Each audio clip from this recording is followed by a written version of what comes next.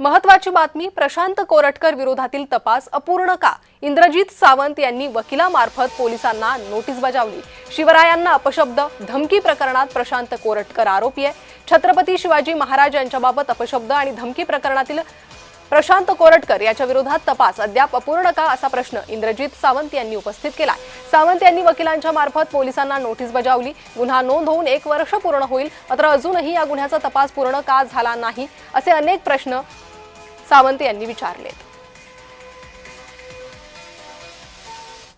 आम्ही सातत्याने त्याचा पाठपुरावा करत होतो, पण वेगवेगळी कारणं देत ते कशामुळे थांबवलंय, ते पुढे कुठं कोण त्याचे रक्षक आहेत का शासनामध्ये, अशी एक शंका आम्हाला निर्माण झाल्यामुळं काल आमचे वकील ॲडव्होकेट आशिष सरोदे यांनी इतरांनी आम्ही एक लीगल नोटीस पोलिसांना पाठवले की जर पोलीस हे तपास करण्यामध्ये दिरंगाई करत असतील तर आम्हाला न्यायालयात जाण्याशिवाय पर्याय नाही।